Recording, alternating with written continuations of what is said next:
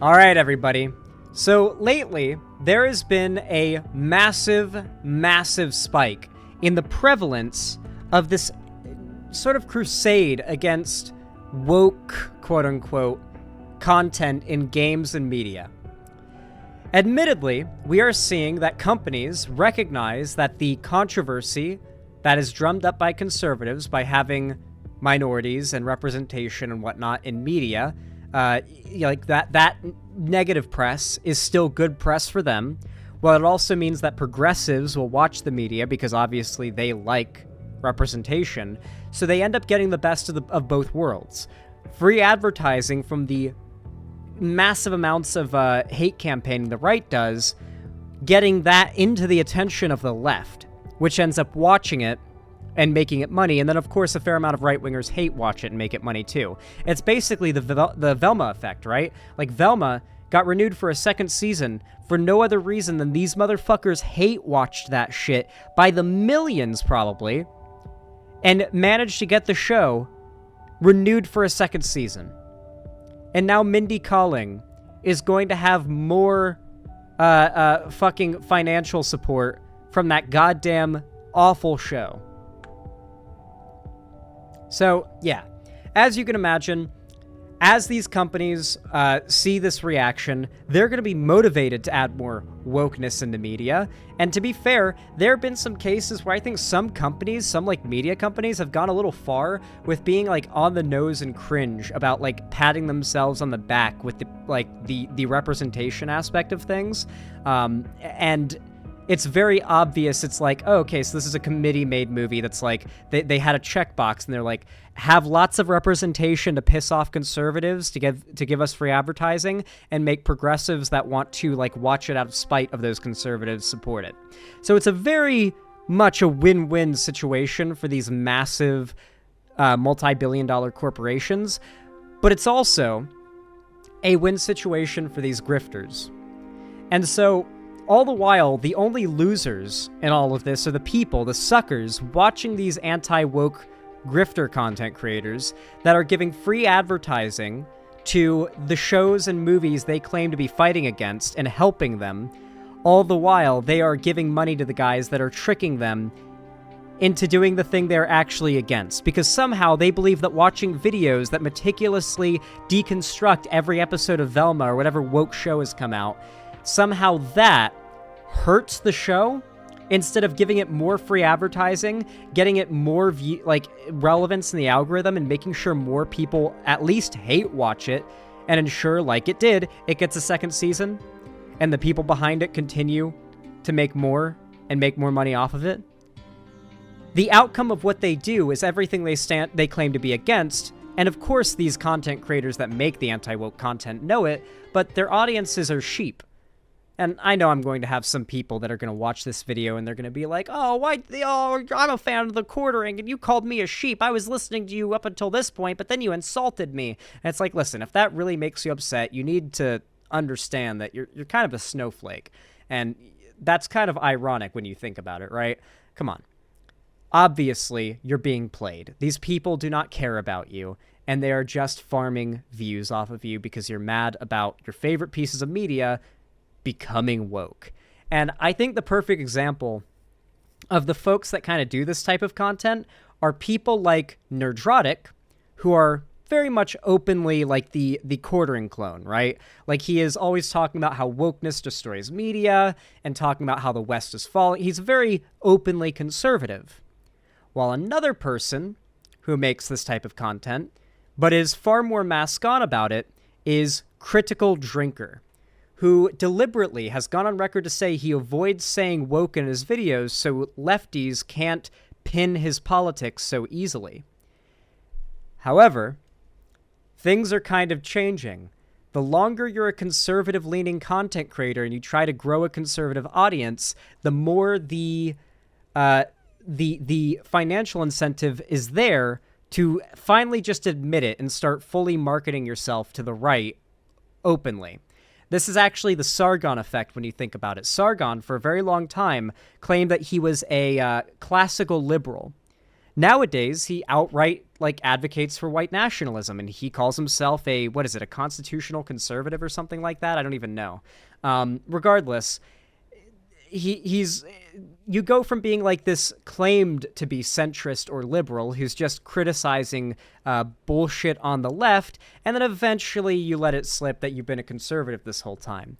And that is what's happening with the Critical Drinker right now, because Benny Johnson recently had Critical Drinker and Nerdrotic on his show on an episode called, quote, How the Internet Destroyed Woke Hollywood. Quote, We are the culture now. And then a fire emoji. Prepare to cringe severely. Like, you are about to consume terminal levels of cringe. You may die. Oh, coming to Disney was a bad idea. Being in Celebration in the belly of the beast of Disney is a worse idea. Yes, I've been 10 years sober, but this'll drive a man to drink.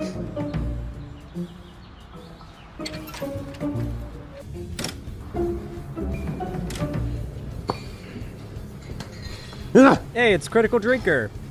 Go away now. Tough town, boys. What you have? Irish coffee. Hold the Irish. Everything. I got The message.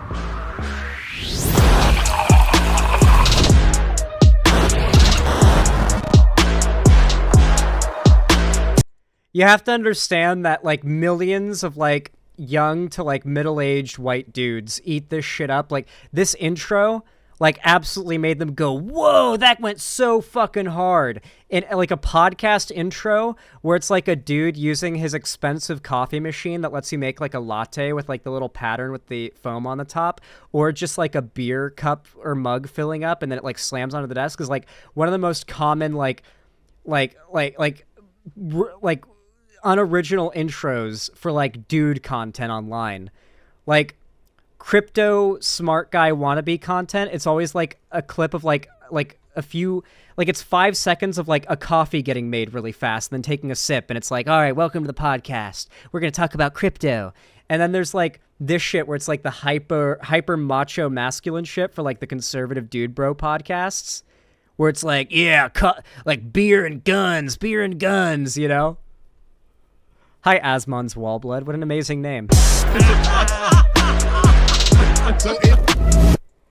What is the message exactly? For those, okay, here, I'm sure we can find like a Know Your Meme page that more concisely explains what conservatives mean when they say the message.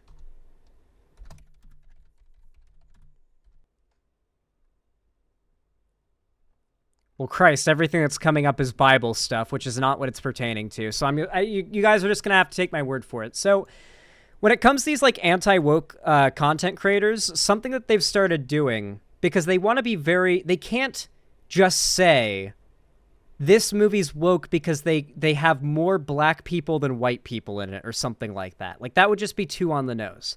So instead, they've kind of they've specified what they're mad about with these movies into this idea called the message.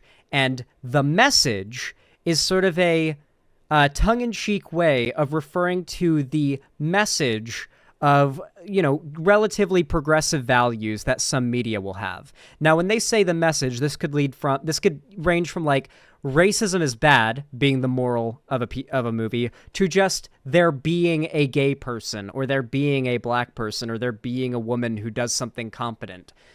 They can refer to that as being the message. Essentially, anything they consider woke is the message. You know how like before woke, the term was SJW? It meant the same thing exactly. It's just they don't say SJW anymore because that term got tired and old and people realized it was just a thought-terminating cliche and it stopped being effective. Woke is just the new SJW. It's the new thing in their vocabulary. Woke is starting to become a meme, though. Even though it still has its effective, and before that it was politically correct, right? PC. But like before or nowadays, woke is starting to lose its punch in the same way SJW did. It's not quite where SJW is, obviously, but it's really starting to lose its punch. People make fun of the right losing their shit over wokeness and calling everything woke and how they can't even define woke, right? So it's sort of losing the punch.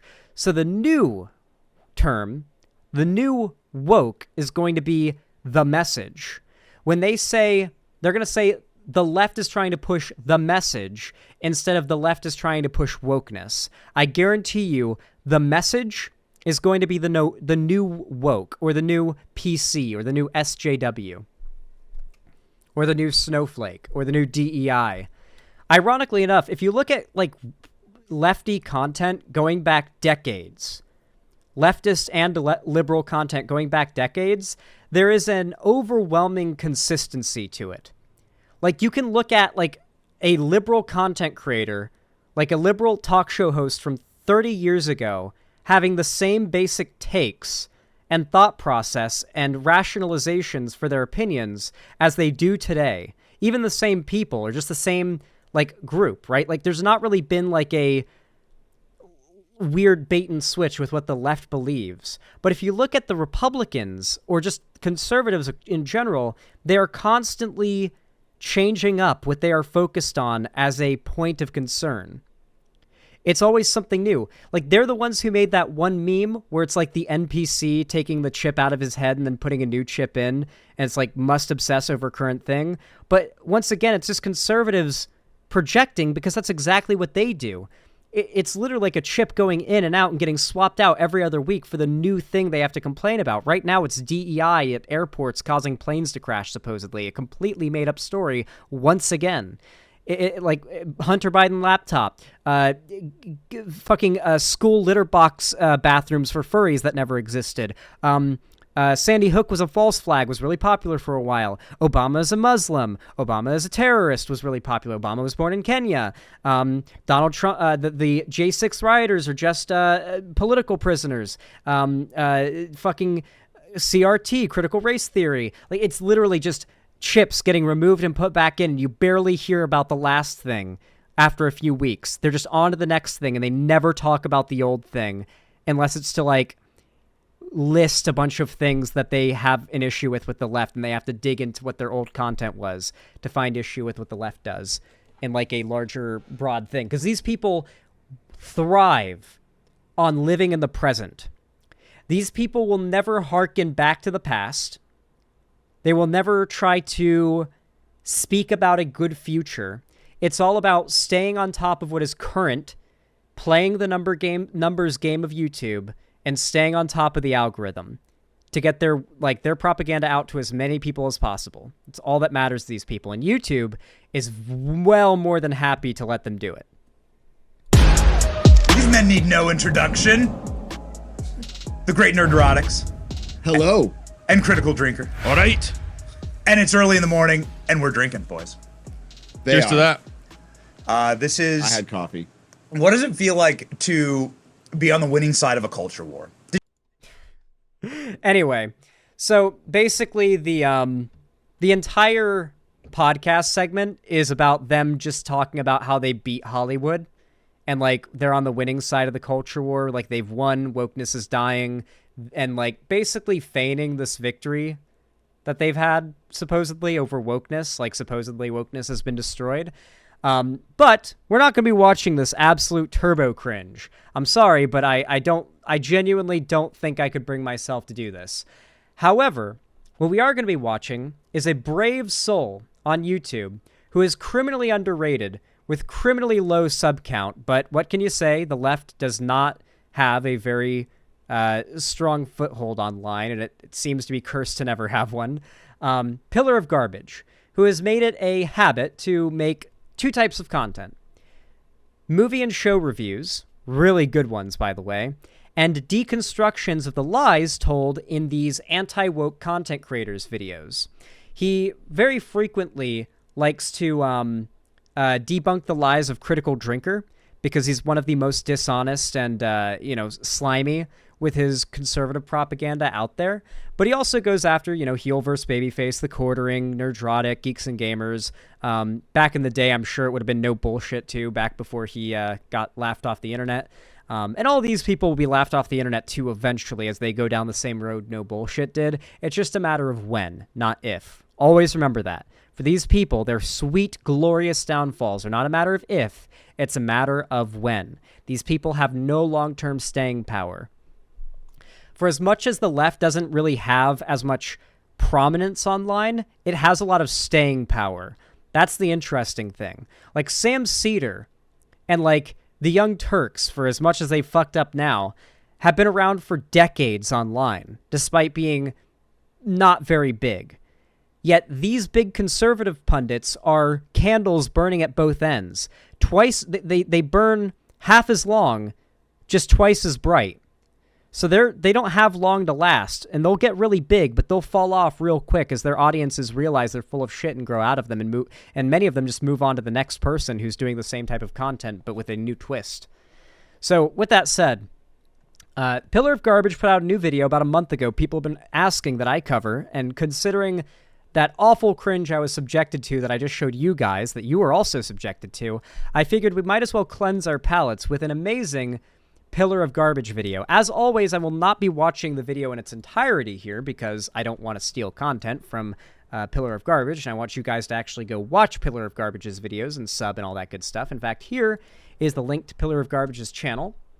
I will hope to God that my editor remembers to include the link in the description of the video when this goes up on YouTube, but if they forget, please spam it in the comments and we will add it. Also, you literally know the name of the YouTube channel, so you could find it without the link, but also if it's forgotten, please remind my editor to do so. With that said, we're going to check out this Pillar of Garbage video, and we're going to see just an example of some of the lies that the quote-unquote winning side of the culture war just likes to tell about any new piece of content. Now, I haven't seen Echo yet, so, you know, minor spoilers. I'm going to get a little spoiled, but I'm not really big on, like... Spoilers don't ruin anything for me. Like, if anything, spoilers make me more excited to see it myself. If that makes sense. Like, I'm somebody who will hear a spoiler about a movie and be like, whoa, that's a cool twist. I want to watch the movie now. When, like, if you hadn't spoiled it for me, I would have never in a million years given the movie a chance. If that makes sense. Like, I'm kind of that way. Where, like, I need to know... like whether or not the journey of going through this entire experience of media is worth it. And so, like, it's not that spoilers ruin anything for me. It makes it better, you know? Like, if you tell me, hey, this movie has, like, an insane twist at the end, that might get my attention. But if you tell me, hey, this movie has an insane twist at the end where it turns out they're all fucking dead, it's awesome as hell, it's really well executed, that might make me go, okay, maybe I'll watch this movie then. Like, you spoiled it for me, but that's the reason why I want to watch the movie now. And that's just how my brain works. I know most people aren't like that, so spoiler warning, obviously, but I don't mind it. A new year, a new Marvel show, and so a new bunch of anti-fan nonsense, tailored to get your clicks and get you angry. I guess 2024 is going to be more of the same. Viewer, I'd like to take you on a short journey. It really is crazy how, like, these people, the people who watch all this shit, who, like, imagine you are a conservative and you want to watch some content dunking on woke Marvel. So you type into YouTube, Echo Woke Marvel. Just simply that. And you scroll down just to see the non-stop copy-pasted content with the most, like, shameless clickbait titles and thumbnails. And many of the thumbnails are just, like, straight-up or titles are straight-up lies, too. Like, Ryan Reynolds devastated as Disney nukes Deadpool 3. What? This is a made-up story through and through. It's not even real, and it has 90,000 views. Like, the people who are consuming this content, they are a whole different level of sheep. To see this, and regardless, continue to just eat it all up without a hint of skepticism or critical thinking. We're really dealing with people whose only way of consuming content is to turn off their brain and to treat it like it's nothing other than a dulling escape from the real world. And they will say as much. They absolutely hate the idea of any content or any media having political values that, well, let's be honest, disagree with theirs. They're fine with content that has political values that agree with theirs. Like, they love Warhammer because they or like Starship Troopers, as they claim, supposedly agrees with them, the movie. And yet they complain about politics being in media because they just want to escape politics. The fact is, that's their way of saying, I don't want politics I disagree with in movies, but if I say that, I sound like a woke SJW who's offended.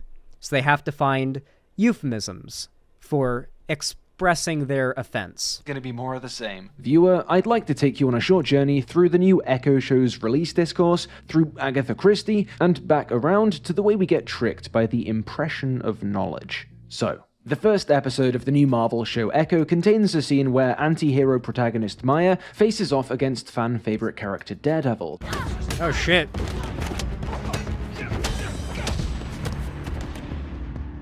I can't show you the whole thing, not properly, not with the full range of sound and vision intact for copyright reasons, but I think that chunk was pretty representative. From what I've seen, the fight choreography in this show looks awesome. I watched that episode with breakfast this morning. No, you know something that I really fucking hate that was way more common in older movies, but modern movies that are shit do it now? Shaky cam during fights. How many times have you watched a fist fight in a movie and, like, you realize that you can't even actually tell what's happening because the camera's going ooh, to distort the fact that they're not actually hitting each other, and it's meant to make it feel like things are, like, going crazy, but you can't actually see what's happening, so it's just sort of a blur of swinging hands and, like, feigning getting hit, right?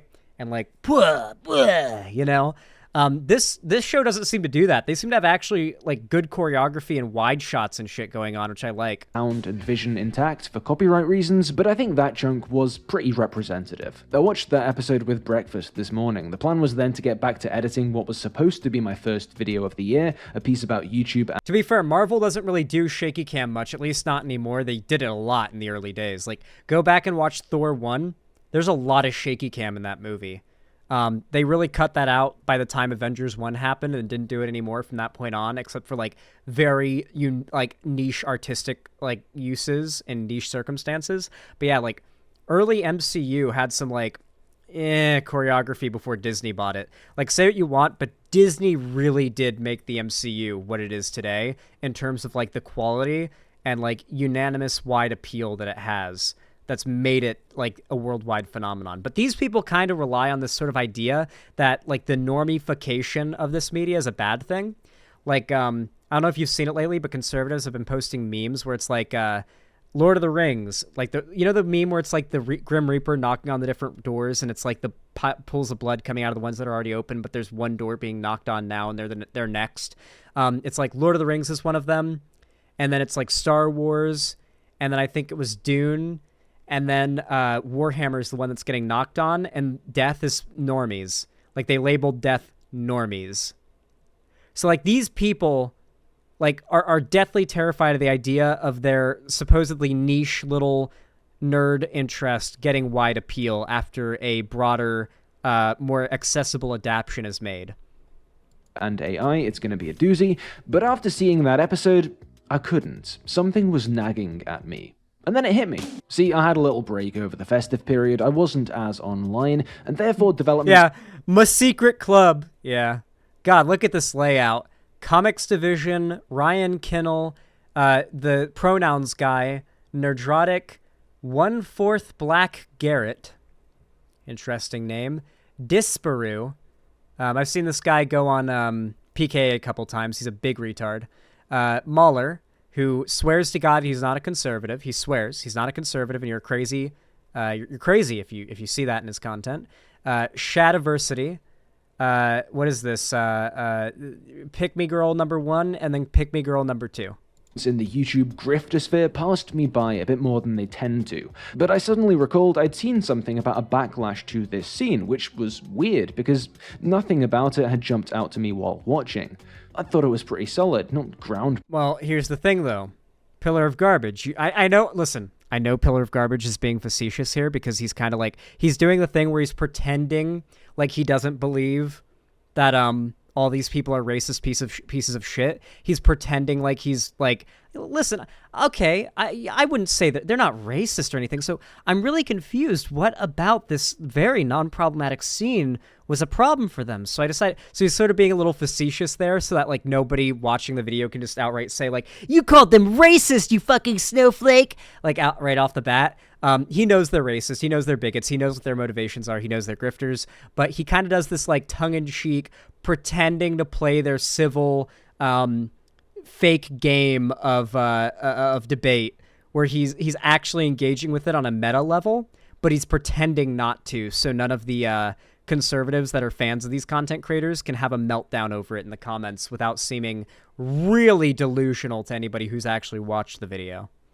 Breaking, but a good reintroduction for everyone's favorite Catholic Guild lawyer guy. In case you don't believe me, here's the notes I took for episode 1. There is some criticism there, but for the Daredevil section, I just wrote, let's fucking go. So what was that section of the internet's problem here? Turns out a potato-quality version of this fight had surfaced a week or so before the show was due to drop, and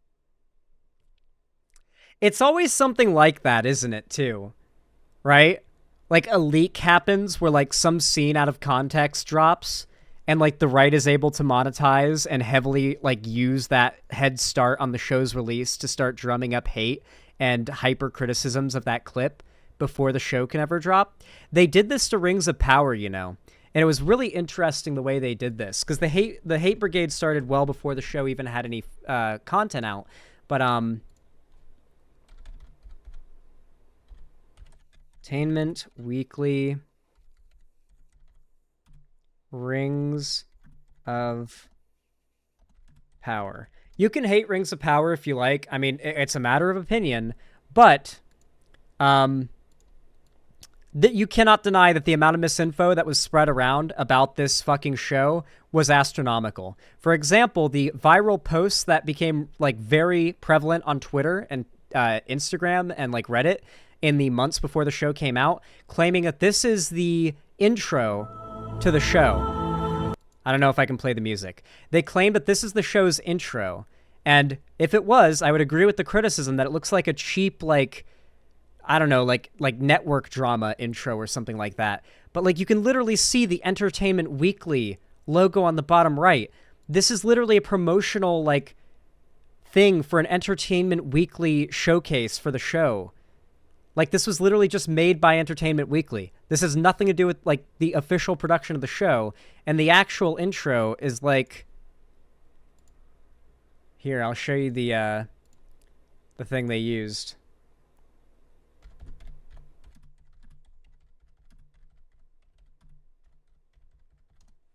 Let me see if I can find the, Yeah, here's the title. Here's the actual title, like...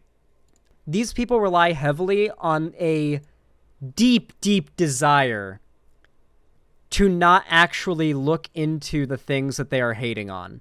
They have the most surface level understanding of what they're upset about, and they are happy with it remaining that surface level.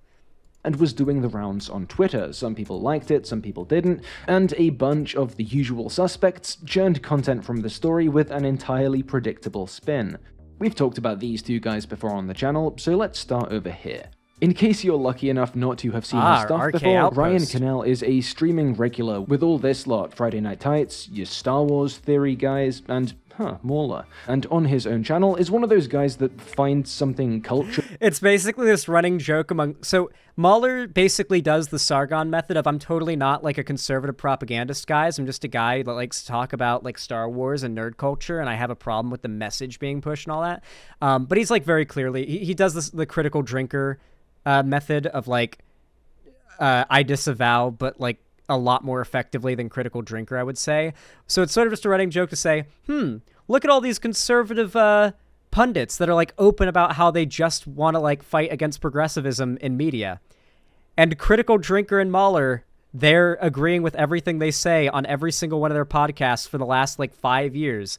But and just leave it at because if you say anything more than that, like Mauler and his fans will have a meltdown.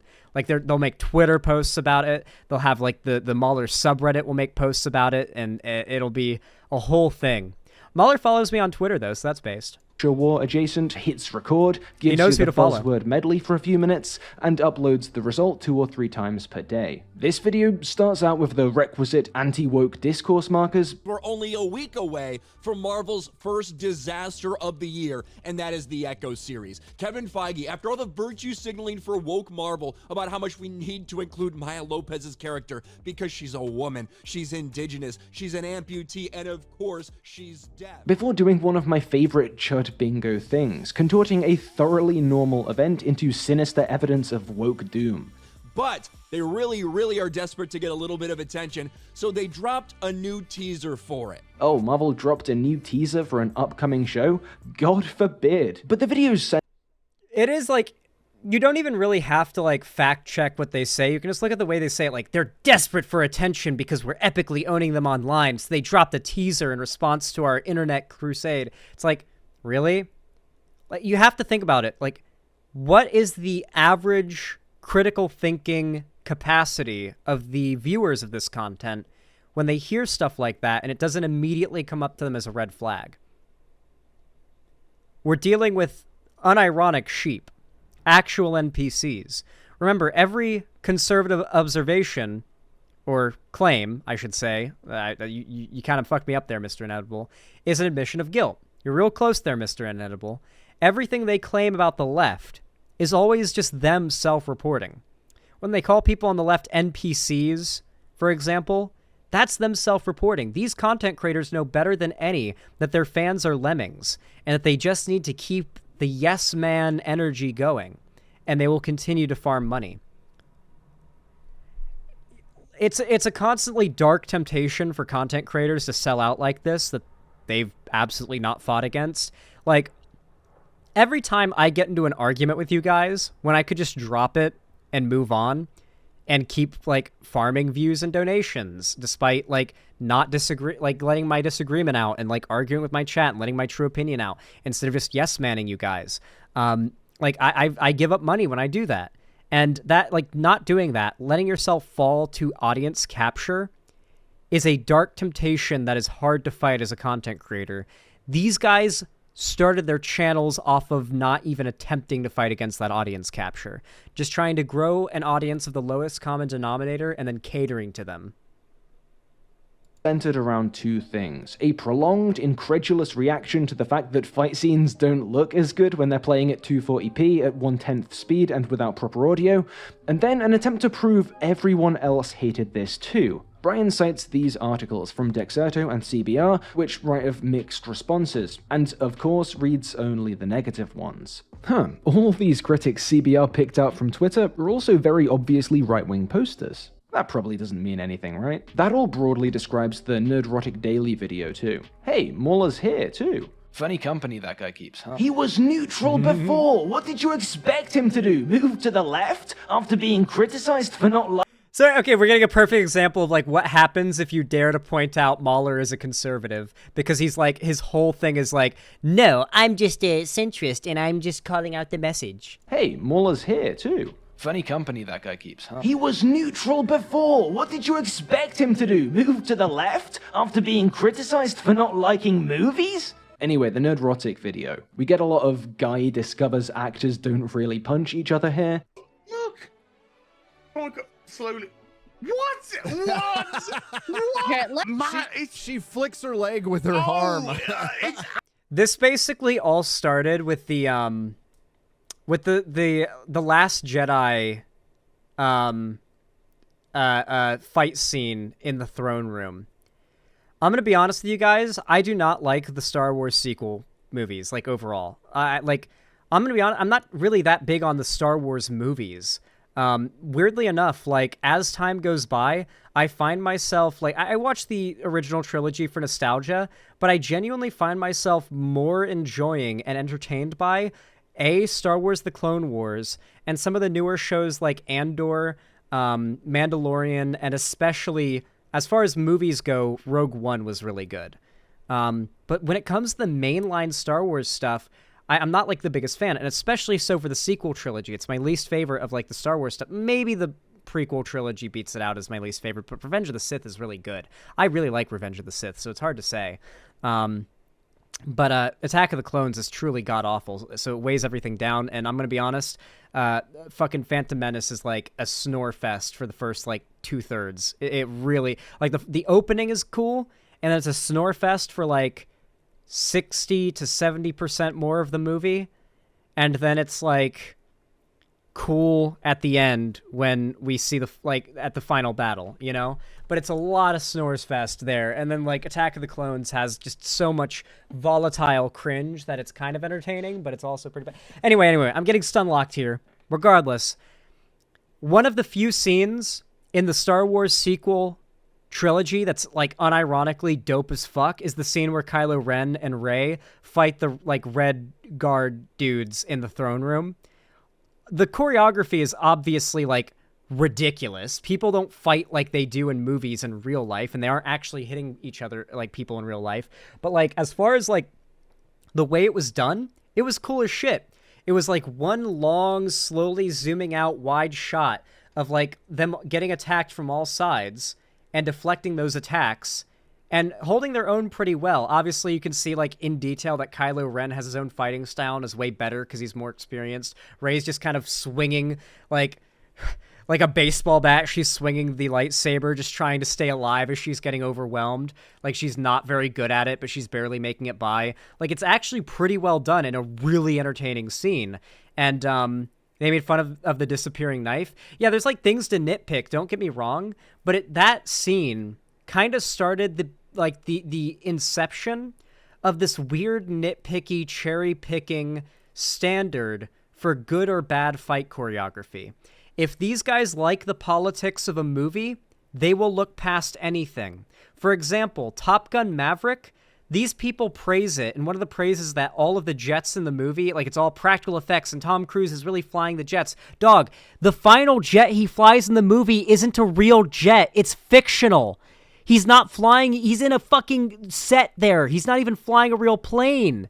Like, these people will literally look past and make shit up about the movies they like the politics of because they love Tom Cruise, and, like, Top Gun Maverick was, like, their chud movie, right? It was, like, their big, like, yeah, it's going to do really well, and we're going to, like, tie our political side to it, and if it beats out any of these woke movies, then that means wokeness has lost, right? And so they did it hardcore with Top Gun Maverick. They'll look past anything with these movies. They'll look past the fact that the guy that is the star of the movie is in a fucking cult that has disappeared people. They don't fucking care. The SR-72 is real? No, one of the planes that he flies is literally just not even fucking real. Hold on. Tom Cruise, fake jet, Top Gun Maverick.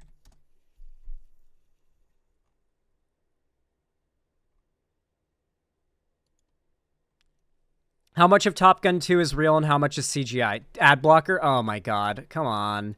Come on. Come on. Okay. Tom Cruise does fly a plane for real in Top Gun Maverick. The actor got his pilot's license in the years after Top Gun was released in 1986, so it was one of his mandates to make a sequel that he'd get to fly a real fighter jet in the sequel. While Maverick is often seen flying in a Boeing FA-18F Super Hornet jet and the fictional Hypersonic Dark Star jet. The Hypersonic Dark Star jet is not fucking real, and the scenes where he's flying that are CGI. That was the one, the Hypersonic Dark Star jet.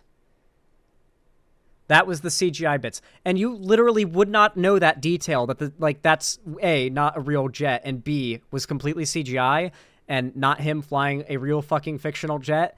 If you listen to these conservative types that dick rode this movie like crazy, because once again, these are tiny, imperceptible nitpicks in the grand scheme of things that only matter when you need to buff out the watch time of content made to hate on something that you already decided you were going to shit on. They already hated this show. This is the first clip they'd ever seen of the show. Like, this is their first look at the show. They'd already been making hate content about the show beforehand. Obviously, there was no, like, honest evaluation here. This is just them trying to pad out time and, you know, produce more content in the numbers game of YouTube to make more money in a way that they would never do for a movie that they liked. Like, if this exact scene was in a movie they liked, they would not have these criticisms, and it is obvious. Absolutely. Oh! And we get a lot of slow-mo, freeze-frame Hi, scrubbing pronouns guy. with different audio overlaid. It seems bad, but TV isn't a solely visual medium. Anything's gonna seem bad like this. Nerdrotic even acknowledges this. Like, without sound and music, it makes it Want me to 1,000 turn it? times worse. Let's take a moment here. What we have there is tacitly an agreement by Nerdrotic that good visual quality, sound effects, It's not a trailer, it's a leak. It's a leaked scene from a cell phone coming from a TV, and like the phone recording itself is in 480p. It was a no sound, no music, 480p leak of a single fight scene. It wasn't even a trailer, dude. and score play a huge role in papering over the gaps between seeing stunt work and believing fight scenes, right before he launches the Goon Squad into an extended critique that makes no allowances for the effects of this shite quality. And there's obviously some of this in the Critical Drinkers live clip too, along with a healthy bash of making fun of people's appearances, because why not, I guess? I think it's interesting the people that they picked for this. So they've got a Doctor Who wannabe, I guess. Was it fancy dress, or is everyone just like can't dress themselves? Quite an interesting look they've got going on. Well, yeah, it's not the best. We'll come back to this one, but let's talk about the heart of all this. The clip. Like, these guys are very artistically bankrupt. Pretty much 80% of their... like, you know how people joke about how Mahler does, like, 12-hour-long live streams where he's just, like, complaining about a Star Wars movie? And people are like, how is he talking about Star Wars and complaining about it being woke for 12 hours straight? He's not. That's the title, and that's the pull. That's what gets, like, the anti-woke types in. He's just trying to farm engagement, watch time, and views, though, because that's how he makes his money. And to, like, give background audio for people that have become fans of his content through his political stuff. And so most of those 12 hours of a stream where it's supposedly just all him complaining about Star Wars with his friends is them getting stun locked every 5 seconds, talking about like the clothes they're wearing, insulting their appearances, talking about how this reminds them of like another movie, and then going on like a long story. I stun lock for sure. It is nothing like what these guys do. They're pretty much just padding out runtime, nitpicking, and then even stun locking on whatever they possibly can just to make sure they can have a super duper long stream with high viewership, high watch time, high engagement, and keep on farming those dollars. These people are soulless grifters. Clip and its choreography. It's like take 2 of 17, where you have to refine these type of things. You can't just try to be the first Daredevil and slap this together. That bit there where you just like rest on the table.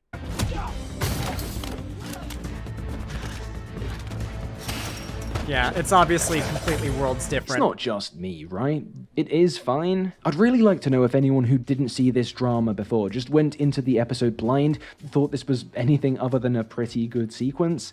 Please do comment below. And that's not shilling either. Remember, I lost my position as secret paid Disney shill after that Bob Iger video, so I'll be the first to admit Marvel's had plenty of bad fight sequences before, and this isn't the best they've ever done. But I can't help thinking punching this up from molehill at best to mountain is just a weird and boring choice from these guys. Can't I think of anything more imaginative to whine about? Anything specific to echo? I'm sure if they put their heads together, they can come up with, I don't know, something dicey about the Native American side of it? What she can do now is draw upon the power of her Native American ancestors. She spirits the eagle and tries to fly and then just falls off the building. There you go. No, I think all it is that their favorite little trick's been done for them. It's a freebie. It's been pointed out plenty, often by the guys over at the Fandom Initiative, that a staple tool in the "this media is woke and bad" toolkit is the Rings of Power shit. I think I've seen the video that he's showing here where like it's a like Chuds dunking on like a fight scene in Rings of Power, and they literally deliberately made the scene like 280p, like what we're seeing now, where it's like just a blur of nothing. This is from Rings of Power, by the way. Like it's really a beloved trend of these like content farming grifters to try to like turn a 5-second fight scene into a 40-minute long deconstruction video talking about how not only is this movie woke trash, but also it's poorly made, and here's how. If you slow down these scenes, take away the audio, it's... yeah. Is showing low-quality footage, often slowed, often audio replaced, while making... and often with like random zooms that don't exist. Like for example, right here, this shot is zoomed in like a lot by like 60%. It's zoomed in. Like the actual shot is like a far up long shot where you can see like a bunch of dudes closing in on her, and she like falls backward and grabs the sword, and we see it like all in one like long wide shot that's like looking downwards. It's a really cool shot. But they can't let that be seen. That's like a creative filming technique that actually looks kind of cool. So they like zoom it in by like 60% and like distort the footage. Making complaints. It's convince audience thing is show. No, I think all it is that their favorite little trick's been done for them. It's a yeah. Hey, the 240p effect. There it is. There's a name for it. They do this all the fucking time. The 240p effect. freebie. I like It's that we been got a name pointed for it out now. plenty, often by the guys over at the Fandom Initiative, that a staple tool in the "this media is woke and bad" toolkit is showing low-quality footage, often slowed, often audio replaced, while making complaints. Its convince audience thing is shit on easy mode, because when you distort a piece of TV, when you pull apart all those strands that come together to lift a viewer into belief, when you separate them out, pull a microscope on them. Another good example of this, and I wish that, I hope he points this one out too. Mahler does this. I believe it's either Critical Drinker or Mahler. I literally can't, like, when I remember their content, there's no difference in my mind. I can't remember which one made which video I'm remembering right now. Maybe you guys can tell me.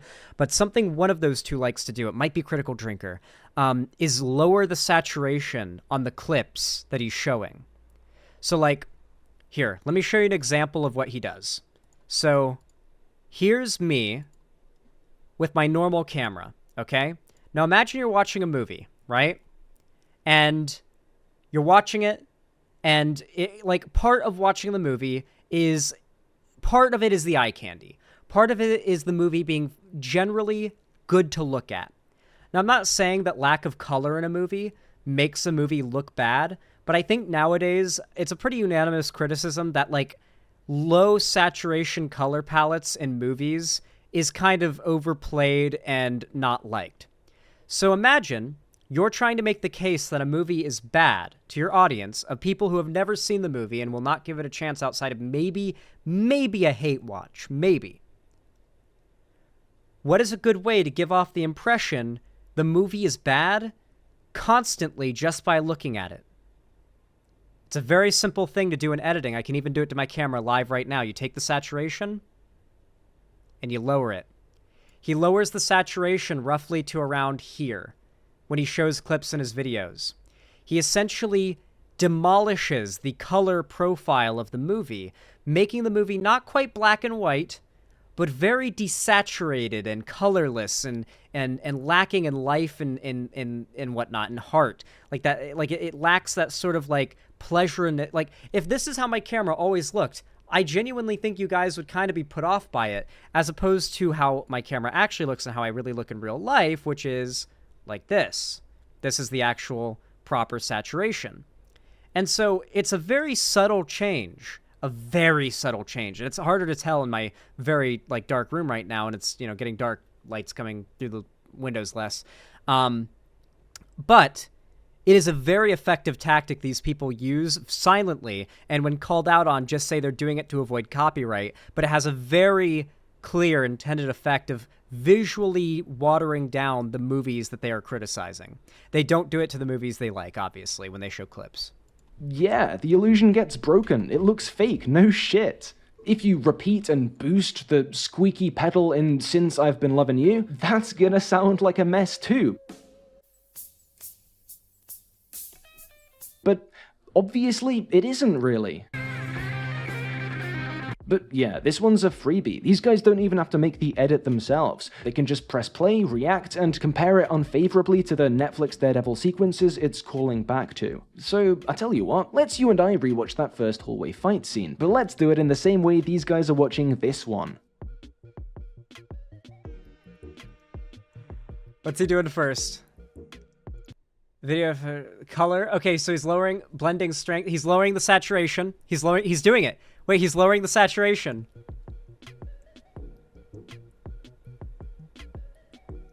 Increase the noise level Hey when guys, render later. Anti-Woke Warrior 906, back at it with more content, trying to take down the woke Marvel menace. Let's do a little react. Let's do some react video to the Netflix's woke Daredevil. Whoa, what? You trying to sell me on that? This is just dog shit, isn't it? Can't believe Netflix is trying to ruin our male hero characters. What was that? Hey, yeah, don't forget to give me super thanks and give me loads of money so I can keep the fight up against the woke Marvel menace. You know, I think it just... I fucking love Pillar of Garbage, dude. This guy's so goddamn underrated. I really hope by the end of this year, this guy's at like 500,000 subs. This guy is like one video hitting the algorithm the right way from going mega viral and like tons of progressive YouTube viewers watching his channel. Because this like anti-woke garbage like grift content is really getting overplayed and people are sick of it, but like YouTube boosts it like crazy, in large part because of the current leadership over at YouTube being like the current CEO is a friend of Elon Musk's, who's like an NFT bro and a crypto bro and very openly conservative. Since then, and ever since that guy took place as CEO, Dylan Burns got falsely demonetized on YouTube, and they've upheld it multiple times and will not walk it back and like give him his monetization back. They claimed it's because of harassment and hate speech and like bullying. They gave him the demonetization for. They've changed the reason for his demonetization twice. At first, it was because of misinformation. Then he asked for clarification and them to like appeal it. And they changed the reason for his demonetization after the review to bullying. And now I think they've changed it to, like, hate speech after another review. They did this to me once, too, after I had a couple false strikes, where after every, like, request for a review, they'd keep updating the reason to a new thing till they'd usually settle on hate speech. Like, hate speech is what they like to settle on. Whenever they just like keep on like changing the reason for why they gave you the strike in the first place. And then eventually, if you're lucky, eventually, if you keep spamming Team YouTube on Twitter, you'll get an actual person and they'll be like, we're really sorry for the inconvenience. We removed the strike. And that's happened with 7 of the 8 strikes I've gotten. I'm currently sitting with my 8th strike, hoping to get the correction from YouTube soon. But like, this is just a few examples of how hard YouTube goes suppressing and punishing lefty content creators. And you want to know why the lefty content creators get punished? We're not getting strikes just for doing a video. It's not just random. The videos we get strikes on are specific. Lefty content creators get strikes on the videos they make where they're, say, debunking a conservative who's making like medical misinfo lies about the vaccine and COVID. You make that video, you title it Debunking Conservative Lies About the COVID Vaccine. This has happened to me. You get a strike for medical misinfo.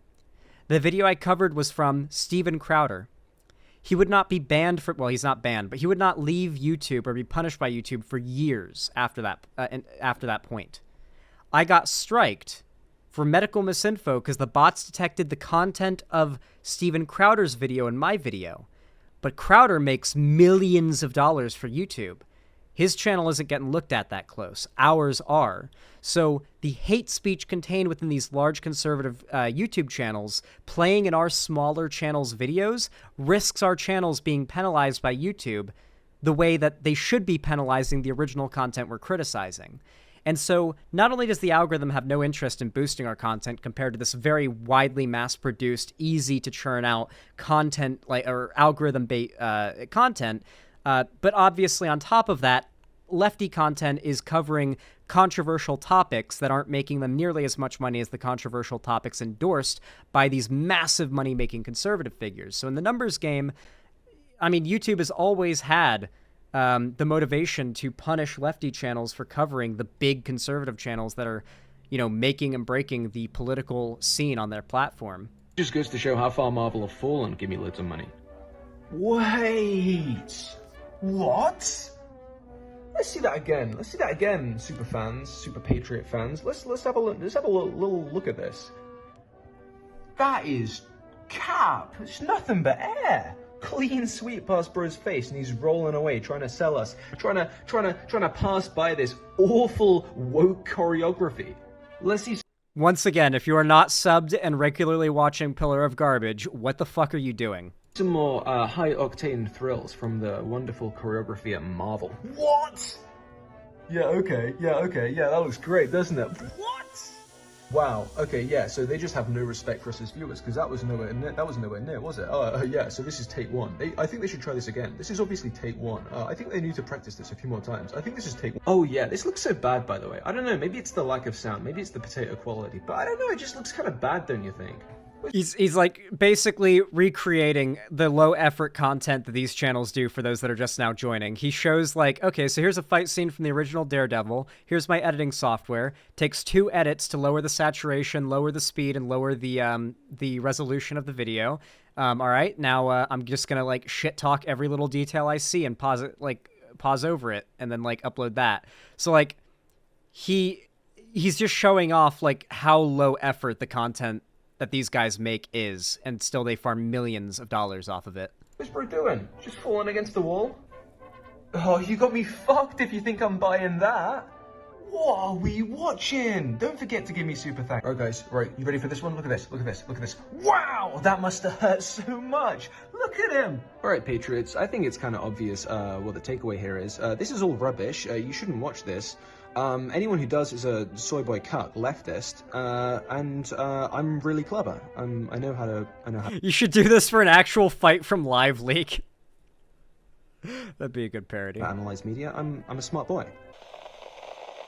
Now, obviously, I'm not really criticizing this. Man, I really want to watch the rest of this video. I really, really do. But, as I said, we're not going to watch the whole thing. I'm going to blue ball myself and you guys because I want you guys to go watch the original video after this goes up. And I don't want to just re-upload a full market substitute for this. So, like I said, I do feel like covering 9 minutes of this video out of the 18 is fair, especially because I turned it into almost an hour of commentary total. Jesus. Yeah, I stun-locked a few times here maybe. But regardless, I feel like this video did a really good job of dismantling this stuff. And I feel like before we finish this off, I have one last thing to say. All of these content creators are destined to fall. Some in different ways than others. So for example, can I see like the big like layout of all these like people? I know there's like a bit where he shows them all like in a podcast together and all their faces are on screen. Where is it?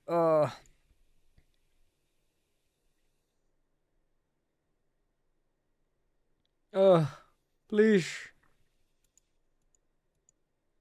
Please. All right. You know what? I'll use this page, okay?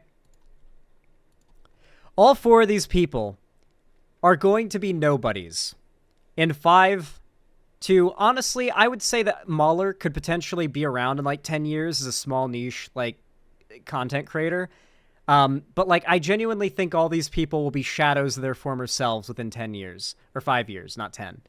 So obviously heel versus babyface, whose name is literally just like the idea of stepping on a baby's face, like his name is a reference to like the internet meme baby stomping. Like, I stomp on babies' faces. I'm so edgy.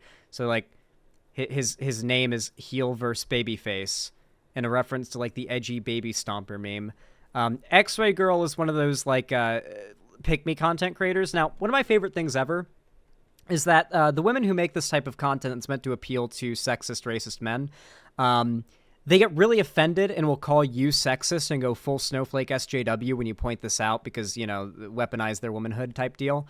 But the hilarious thing is I've met the fans of content creators like this. Not directly, but through, like, other people. I've got a friend whose roommates are both big fans, or were both big fans of Brett Cooper. They would watch all her videos. And recently, Brett Cooper announced at the ripe old age of 22 or whatever, she's getting married. Both of them have stopped watching her videos entirely after finding that out. Both of my friends' roommates stopped watching her entirely after they found out she's getting married. Now, I know that's just two people, but I think that might give you a little bit of perspective on how most of these pick-me-girl content creators that make the anti-woke content are going to end up. Either they have to remain publicly completely single, or they're going to take a massive hit, as all social media influencers that are women do when they get into a relationship. I know it kind of sucks, but if you are a female content creator of any kind whatsoever, unless you're like a literal family channel, the last thing you ever want to do is be honest about your relationship status if you're in a relationship. You are always single. You never have to act on you don't have to like flirt with fans or anything like that, but do the Pokimane method of like, you don't know whether or not she's in a relationship, but if people are watching her with the fantasy of being in a relationship with her, they certainly aren't going to have that fantasy shattered by her saying, me and my boyfriend did this, me and my boyfriend did that, oh, my boyfriend is so great. That is the easiest way as a female content creator to see numbers plummet.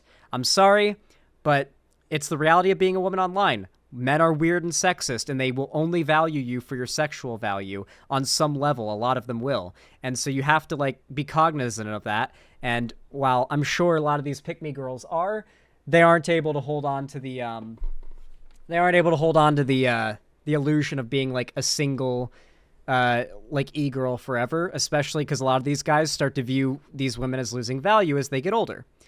And of course, there's Mahler. I think he'll probably last a while. And like Nerdrotic, like this guy, I mean, the crazy thing about this era of like anti-woke right-wing internet content is dudes like Nerdrotic used to be the butt of every joke. This guy is in his bedroom surrounded by action figures and like a clutter of nerd memorabilia, like that probably cost more than like the average American, like, college education. This is the kind of guy that's the butt of everybody's joke before, like, the internet gave these guys the kind of power to, like, actually be influential and not just a laughingstock. It's very similar to the effect that lolicons have had with the internet, where there was a time, it feels like, anti-vaxxers have done the same thing too. There was a time where it felt like lolicons, anti-vaxxers, flat earthers, fucking climate change deniers, just enter group of people that at one point, everyone agreed was bad. And they could not exist online without everybody clowning on them. And rightfully so. And yet now, you go on Twitter right now, and half the people that were dunking on Vosh for the fucking taxes folder stuff are lolicons saying, he's only bad because he's a hypocrite. They don't have a problem with the fact that the stuff that was there was lolly. They're just saying, well, maybe now he'll amend his position on lolly. And it's like, holy fuck, dude.